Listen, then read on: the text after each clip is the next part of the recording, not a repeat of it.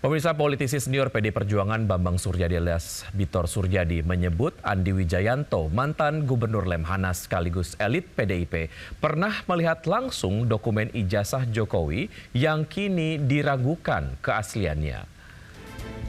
Dalam keterangannya pada wartawan Jumat lalu, Bitor menyebut Andi melihat dokumen tersebut saat proses pencalonan Joko Widodo di Pilpres 2014.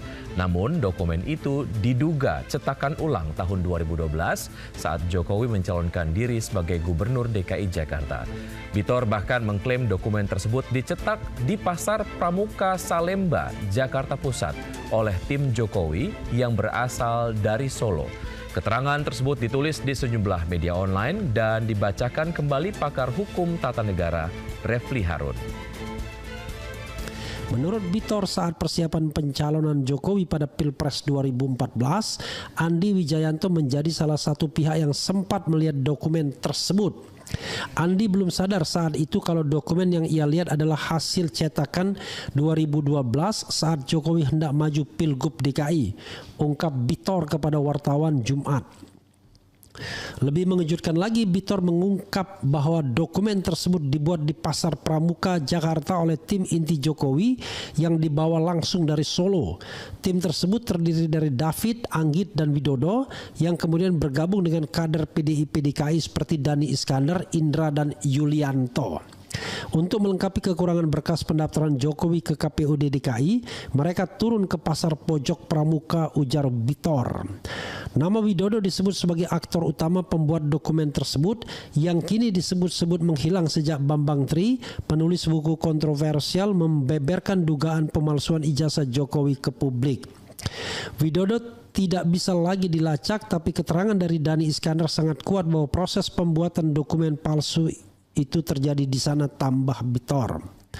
Andi Wijayanto sendiri menurut Bitor sempat terkejut saat mengetahui foto di semua ijazah Jokowi identik dan seragam.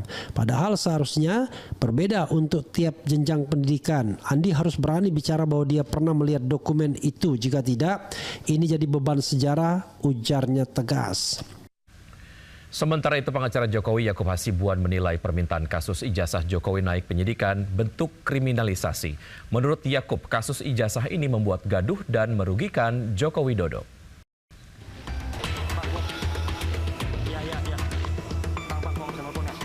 Kuasa hukum Presiden ke-7 RI Joko Widodo Yakub Hasibuan menanggapi desakan agar kasus ijazah Joko Widodo naik penyidikan. Menurut Yakub, permintaan itu merupakan bentuk kriminalisasi. Sebab menurutnya kasus ijazah Jokowi sudah selesai setelah Barreskrim Polri menyatakan ijazah Presiden ke-7 RI tersebut asli. Kok dihentikan, Pak? Ini tidak boleh dihentikan di penyelidikan, harusnya dilanjuti ke tingkat penyidikan.